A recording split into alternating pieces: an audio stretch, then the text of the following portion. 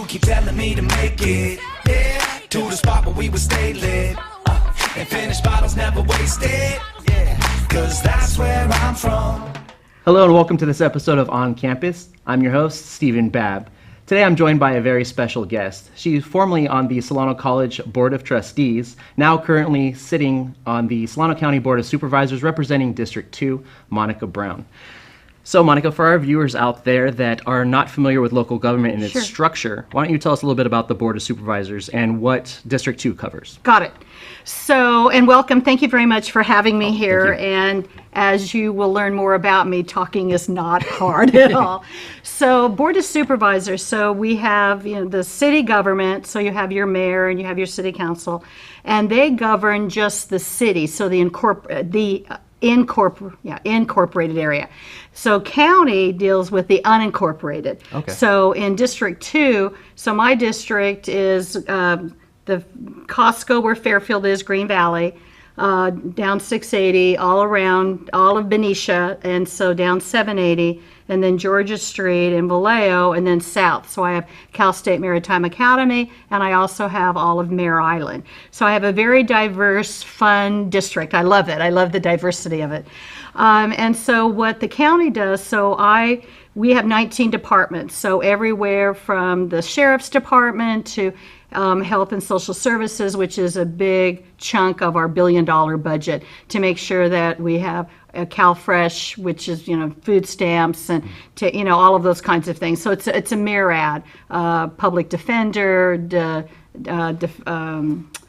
public defender. I can't think of any, but that's basically what we do. Okay. So that's And then, so how did you decide you wanted to run for the board? Okay. So I taught school for 39 years. And again, as you stated, I was a trustee at the college. I had retired, and Linda Seaford, who's had District 2, decided not to run. And so we checked with a couple people that we thought might be interested, because you really don't like running against your friends.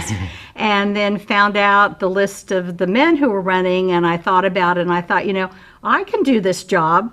And so we ran, and we have a primary. So it was different than the college. That's just a November election. So this was a primary in June, and of the five of us running, I came in first place. So there was the top two, and then I was able to win in November. So it's exciting, but it's just like school in that it does not move fast, and you have to do a lot of compromise, which I'm happy to do. You do that as a parent, and you do that as a teacher in the classroom. So I'm just excited. It's fun. I get paid for being me, so it's wonderful. There you go. You touched a little bit on your education background, Yes. and your background in education, rather. Yeah. What drew you to kind of dedicate your life to teaching? I wanted to be that math teacher that everybody would like, in the sense of that I would just explain and explain and explain.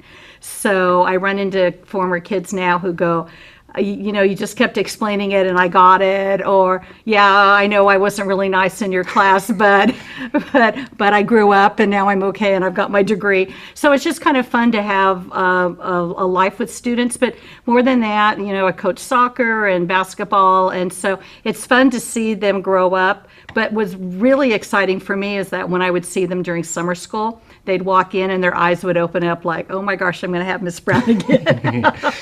As a former troublemaker in high school, I would like to apologize on behalf of all of us. Thank you. As we do mature and grow, you do. We learn the errors in our ways. And Yes. Also what Yes. you guys were trying to accomplish by teaching us. Yeah. Kind of sticking with that. Yeah. How do you place value in this capitalistic society on teaching? Because you don't talk to very many kids that want to go into teaching. I know there's got to be a love and passion for it. Yeah. Because you're not going to buy $1 million mansion. No, you are not. But how would you place value on that profession these days? To be honest with you, I'm not really sure, because I think our task has changed. It's now very test-oriented. How well will your child do on the test? How test. Instead of understanding that there's a holistic approach with children, and that many of them come with, for example, usually about the middle of October, you would sense a little stress in your classroom. And that's because those were the decisions as where were you going to spend Thanksgiving? Where were you going to spend at Christmas? You have to buy your tickets early, so you could kind of feel those kinds of things. And so for me, I think you're right, you're never going to be rich, But part of it is that if parents would just understand, we're just there to help your child. We're not there to be mean or nasty. We just want to spend a little bit of time and understand what your child is up against and what's happening. But to me, it's I taught school for 39 years. It is the haves versus have-nots. That's the discrepancy that I see more and more in a classroom, where students would talk about, hey, I'm going to spend 2 weeks in Hawaii, which I've only gone to once after I got a teaching credential. But there's a lot of students that have never even been to the ocean. And somehow we have to bridge bringing that together. And I'm not sure how that's going to happen, to be honest with you.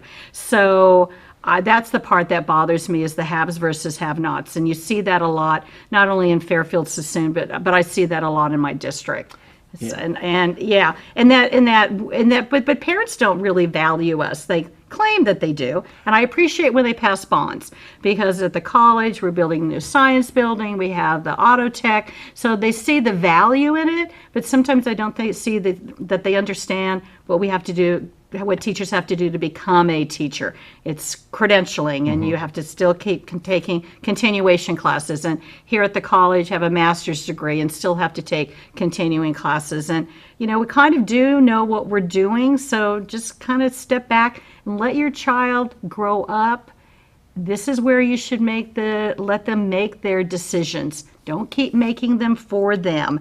They have to figure out and make choices, and let them live. It's better that they make choices when you're around to help than become an adult and they're 21, 22 and they're massively in debt because no one really explained to them. Because then you're 18 and the world says you're an adult now and you've never learned to be responsible for yourself. It's funny that you refer to the haves and have-nots. Just with my upbringing, that resonates really with me, and kind of all of that, even the decision making and making my own decisions, because I did find myself in massive debt as soon as I and it's just one of those things that I grew up in a single parent household where mom's working all the time, and kind of having that guidance, which, like you're saying, teachers are there to kind of help with that, not to discipline your child per se, but to help them kind of along the path of growing. Yes. I'm a parent now, and I know with my 3-year-old, there's a lot of, it's tricky as a parent, but you also want to help them grow and make decisions and make mistakes, because the mistakes they make now, it's better to make them now. Exactly. When they're kind of protected by a parent and let them know that there are consequences. So I always treated my students as I did my own 2 kids, which is, okay, here's a choice. You can either sit here or you can sit here. I don't care which one you pick, but you choose. So let them have choices where you're still kind of guiding them. And I think that we make too many decisions for them, and then they don't know exactly what to do. So you're absolutely correct. So your little one, let them choose. Yes. And whether it's what book we're going to read tonight, or what pajamas we're going to wear, and that kind of thing. And it's okay to let them fall, let them pick themselves up, and put a little Band-Aid on and say, hey, let's keep going. Because when my kids would actually literally fall, they were cool. They got up and we just moved on, because that's what life is all about. And you don't make a big deal out of it. Exactly. You don't make a big deal out of it. Because when they see you stress and make a big fuss, then they're going to follow your lead with that. That's true. That's and I'm also true. kind of, I'm big into sports, so I don't let my kids win very often. Correct. If they do something, I encourage and I applaud, but you're not going to get the easy road. There's no participation trophies in life. Thank you. And I think that somehow that happened. It blew me away with my daughter in soccer, right? So I think it was kindergarten. And we went to the party, and you gave the money, right? Because you do, because I wasn't the team mom at the time. And it was like everybody got a trophy, and I'm going, okay. And then we have all these, what do I do with all these trophies? They're in college now. But exactly. And so it wasn't really until high school, because she played soccer at Rodriguez, is that when you went to the team party, that there was somebody who was going to be the MVP, and there's somebody who's going to be this, and you start now culling. And I think that's what happens which is why I love Solano Community College, or any community college, that you then find out that you might have been that A student, but now you're coming and now you've got other people that were also A students, and how are you going to fit basically in the pecking order? And there is a pecking order, and you've got to figure it out. But it's helpful when you do it in middle school and high school where your parents are supportive and Yeah, let them fall. It's okay. It is. It is okay. I couldn't agree more. Kind of going back to the Sure. haves and have-nots. Yeah. You ran on a platform kind of focusing on the homelessness issue in Yes. Solano County, those that are suffering from mental illness. Yes. Talk a little bit about that and what, now that you have been on the board now for a little while, Right. what kind of things you've done to help combat those situations? Well, for me, mental health, mental illness is a lot of 7th and 8th graders as they were developing. What parents weren't sure what to do, and didn't seem like there were a lot of resources. So 2 subcommittees that I serve on are the Mental Health Advisory Board and In-Home Support Services, which is a different thing we can talk about in a moment. And so one of the things that we're looking at with mental health is Laura's Law and AB 1971. And this morning just got the word that AB 1971 did not get through yet. But one of the things that we find with our mental health, and not every homeless person is mental health, it's a mental health illness, but that if you have a it's the catch-22. If you have a mental health illness, and we know that if we're able to house you and give you the medication so that it'll help equalize you, because we're just made of chemicals. That's our bodies are chemicals, and you're just looking at having medication to balance yourself, that then you're okay. But then you go out on the streets because we did not help you get a job or help you have some sort of housing. Then you're not on your meds, and then the question then becomes, we then can't involuntarily put you back. So I know that didn't come out right, but that kind of a thing. Yeah. So the thing with AB 1971 was to allow us to have a little bit more flexibility to take mental health folks off the street. Not very many. Statistically, we might have been able to have had 18 in all of Solano County because we have a population of over 400,000. But the problem is there wasn't any money with it. So it becomes one of those unfunded mandates. So then where are you going to draw the money from? So there was an issue there. For mental health with Laura's Law, trying to see what we can do. And it's at least now it's up on the table and talking about it, and there is some money coming in, but there's never going to be enough money. So if we can house our folks and then give them what's called wraparound services. So in other words, somebody visits them every day. Did you take your medication? What can we do to make sure that you're clothed? What can we do to make sure that you get the support services that you need to get a job? Okay, what can we do to help you maybe start at the community college, get your GED? So it's those kinds of things, but it's going to take a while. So I'm very happy with the governor's budget. He's heard a lot that Solano County is going to get $5 million to help with housing. So HUD, they decided that it's going to be, the model is going to be housing first. So some of our nonprofits, and you might have heard of Heather House, decided that they didn't want to go with HUD, so you lose your funding. Whether you like it or not, these are the rules that you have to live under. So we're looking at seeing if we can find a provider to take care of Heather House. There's at least 10 or 12 beds there. Mission Solano, working together with the city of Fairfield, and hopefully Vallejo. And it'd be nice if other cities, hint, hint, hint, would help us with some of the beds so that we can take and house are homeless, which are also families. So back to the haves versus have-nots. When we had the economic downturn, we had not as many in Fairfield, but I'm sure there was in Stockton, where a lot of people lost their homes, so they're out on the streets. So we need to be a little kinder, and we need to help a little bit with that. I know that doesn't answer all the questions, but last night I was at the Vallejo City Council meeting, and using some money from their participatory budget, and some of their own money and some of the money that the county is going to give, and matching that with some nonprofit and some grant money, they're looking at building a 75-bed apartment that will be able to start housing some of our homeless in the Vallejo area.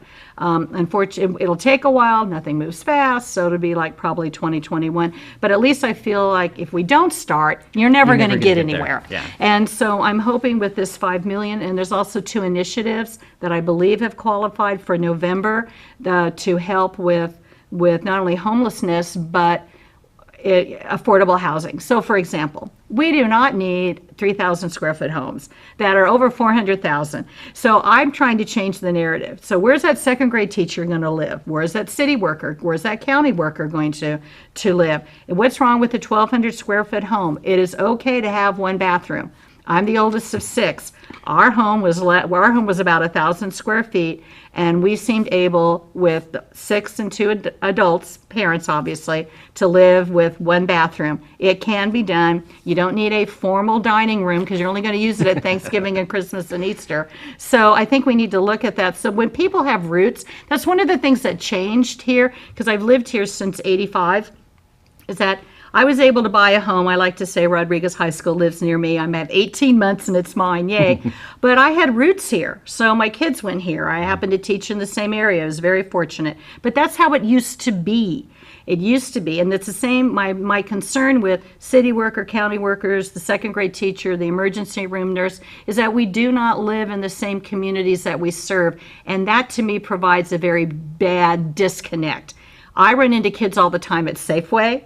They'll work there. Hey, Miss Brown. I go, oh, now you have to be nice to me because you're waiting on me. But it's nice to see them grow up. But I live here, so I'm able to do that. And I wish we could go back to that kind of community feeling. And housing is that when you have roots. So I would like to, with those initiatives, I'm hoping that, granted, yes, we do need to make sure that our homeless folks have, whether it's a tiny house, and there's a project that we're hoping to get through in Vacaville with using some funds that Supervisor Skip Thompson has been able to gather based on a model that we saw in Yuba City, to use tiny houses and have a cooling center, working with some of our nonprofits that would provide showers and toiletries so that we can have a place. So, and some people are just going to have to get away from their NIMBY, okay? Yeah. You know what? And Okay, there are those, that could be you. Yes. And You lose your job, that could be you. Very easily.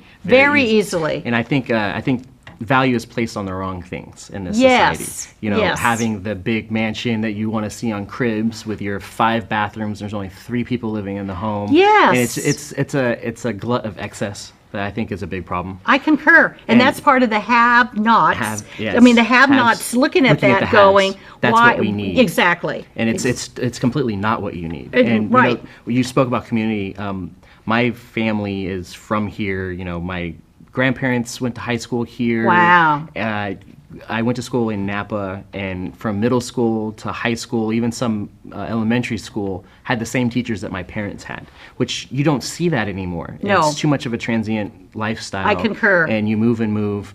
I live in Vallejo, moved to Vallejo when I was 13, and having industry and jobs that are available to you, so you don't have to go work in San Francisco Yes. or Sacramento, and you can actually be in your community. I think it's amazing that Vallejo's lucky enough to have you as part of their District 2. Oh, that's so nice. In a perfect world, of course, there wouldn't be any homelessness. Yes. Those that are suffering from mental health issues and mental illness would have the care that they need. Yes. How, in a perfect world without obstacles, how would you get from where we are today to solving those issues? So a world that I get to kind of be in charge of Yes. and have money. Monica yeah. Brown, Puppet Master. All right. Well, any vacant lot that I would see, I would try to put on duplexes. One of the things I try to tell people about Cordelia Villages, where I live, is that when you drive down Oak Brook, you would not know that we have duplexes. Mm-hmm. You would not know that we have 1,000 square foot home.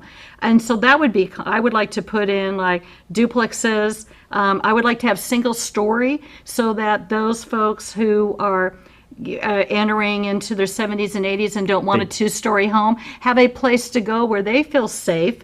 But then now you've freed up a home that a family that's just starting out might want to have, and that's what we're forgetting. So what's wrong with building an 800 square foot home, 2-bedroom, 1 bath, that's single story, so a family that's downsizing might want to go, and they don't want a big backyard. Empty nesters, Yes. kids left. Yes. And I also think, too, it would go a long way in sense of community. If Yes. you have a young family move in next door to, say, somebody that's retired, Right.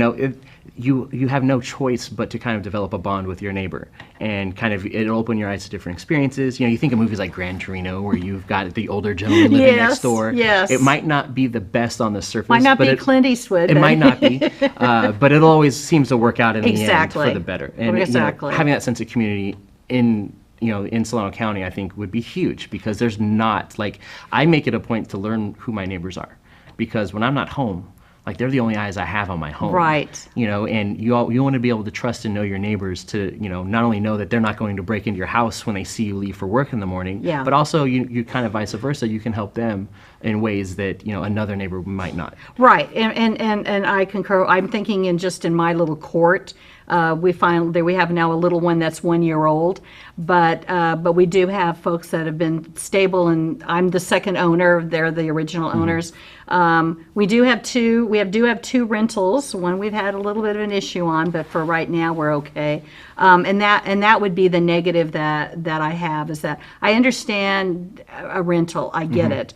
But sometimes I worry about that we have way too many on each blocks, and then what happens is that we have people that are in and out, And no community. and we've lost a sense of community. Absolutely correct. Absolutely correct. So I'm going to use the community and kind of pivot a little bit. I'm noticing your Black Panther shirt. I'm a huge fan of Black Panther. Right over left, man. There you go. And what really struck me in that movie was kind of the community that they had. Yes. You're obviously a fan. What does Monica Brown do in her downtime, or what do you enjoy as hobbies? I love sports, so if I get it, the nice thing about having the A's and the Giants, it usually one's away. So I can listen to it on the radio at 4 in the afternoon. So I love my sports. Do not bother me when football season starts on Sunday. And I wish they did not have Thursday night football, because I'm seldom home on Thursday. Monday I have office hours at Monday, so usually I can at least get home for the second half of the game. I love reading just junk, because I read enough during the day. And I'm trying to think of some of this. First off, I have to watch Rachel Maddow. That is like my ultimate number one. I have to make sure. For the most part, I really like this job, because I get to meet not only new people, but I get to do things that I would love doing anyway. So helping out, with the Earth Day, we clean McGarry Street. I met new people there. Just being very active, and even though I'm a retired teacher, I still help with campaigns to try to get the people that I think should be on school boards, because that affects my constituents. And so I'm not sure if I really have any kind of downtime, save that I'm not working during Thanksgiving, and I'm not working during Christmas. Way too many years where I'm not working on that kind of stuff. But for the most part, we're out and about, usually about 6 days a week, and try to be in the different areas. And again, I have office hours at the first Mondays in Benicia, so that's coming up. The fun thing about this job, like next week's 4th of July. So on July 3rd, Benicia has the Twilight Parade, so I get to ride in that as an elected official. Wednesday, which is the 4th of July, I'll be walking with the Pride Center, and I sponsored one of their floats. So just to help the community. So because I'm really blessed. Yeah. I have a house that's almost paid off. My kids are healthy. I have food in the house and a roof over my head, and electricity bills paid up for the month. I have it a lot better than a lot of other people. I don't need a lot. Oh, movies, obviously, is one of my things. I have to think back for a second. Very passionate on my movies. Okay. So, and I will go by myself, because trying to organize, we'll do that for Star Wars. We organize a bunch of friends to go. But no, I like going to movies, and I'm waiting for the Winnie the Pooh one that's coming out, and I did not know about this one. There's a I Winnie don't the know Pooh why I coming didn't know out. about Yeah, this you one. should, with the 3-year-old. And I'm sure people look and go, "Why is that lady there?" But I just like doing those kinds of things and see what's going on in the Incredibles. Incredibles. Have you seen that yet? I brought, on Friday when it opened, I brought my daughter. It was her first time at the theater. I love She it. did amazing. The only break we took was one bathroom break and a break to get more popcorn, because her and I should not be unsupervised around popcorn. We ate 2 big tubs Oh my between gosh. the 2 of us. Oh and my gosh. I'm definitely bigger than she is, but she probably ate almost as much as I did.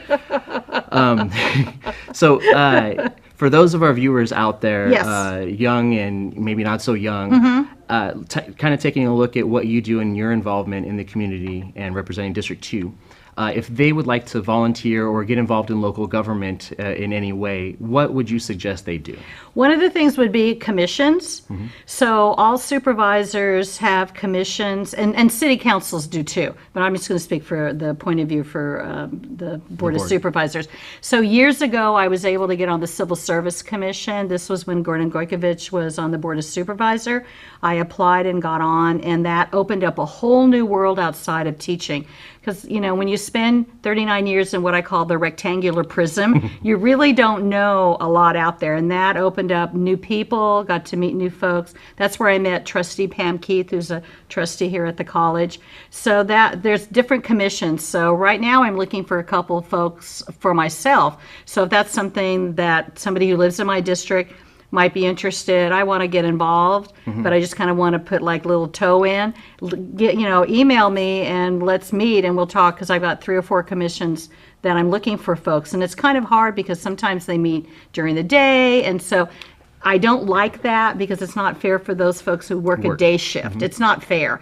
And my goal is to try to get new blood. So people, I don't care, young, old, male, female, I could care less. I just want to get new people, fresh ideas. The same old is where we are now in 2018. Absolutely. And we're not moving very fast No, to get things done. So this is, I'm going back to school for my second career. In my first career, I was a bartender, and I started out in Vallejo and got to know a lot of city council members and, sitting mayors and Board of Supervisor members, and nothing ever moved. Yeah. I mean, Vallejo, still nothing's ever moved. Not yet. That was 15 years ago. Yep. That I was listening to the same things and same things being discussed that are still being discussed now. And Yes. I can only imagine what it was like before that, because 15 years ago, they saw a little bit of a changing of the old guard, and it still hasn't been enough. I concur with you wholeheartedly. And when we have meetings and stuff, I'll bring up a different point of view, because if you think about who's on the Board of Supervisors right now, I spent my time in a classroom, so my perception and perspective is different, but also I'm not beholden to anybody. Nope. I have a pension. I'll cut this out if you're not supposed to have it on, but yes, I am going to run again in 2020, so let's just call it like that is. But I do what I believe is right for my folks. So I was against Regional Measure 3. I was out there debating it. I'm very proud that Solano County voted almost 70% against it. It didn't help. I mean, in terms of the other counties, say Contra Costa voted for it. But I want more transparency. And that's, I think, I would love all constituents. You want your elected officials, where's the transparency? So where's this money going to? What is it being spent on? And again, why aren't we moving a little bit faster? I agree wholeheartedly. But it's just like school, drives me insane. It just does. So hopefully now we're reaching that 12th grade, ready to move on to bigger and better things. Yes. So I've definitely enjoyed our chat today. Oh my gosh, but that's yes, ditto back. That's going to do it for our time Okay. for this episode of On Campus. So please get out there, volunteer, and see what you can do to help your community and other Board of Supervisor members, such as my guest today, Monica Brown. So thank you, and until next time, I'm Steven Babb.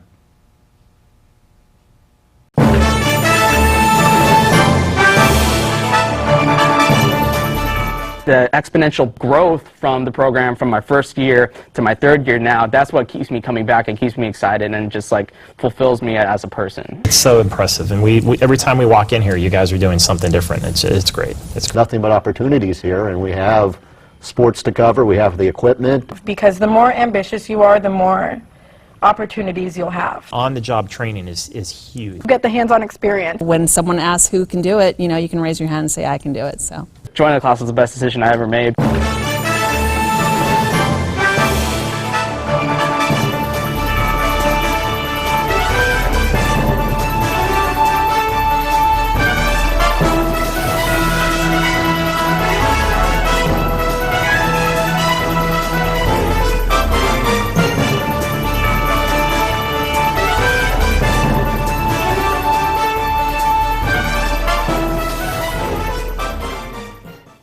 Stand by, for Audrey Jones. Audrey for three. And it's good! With 1.3 seconds left on the game clock. Audrey Jones with one of the biggest shots ever. The sky's the limit, really, with what we can do here.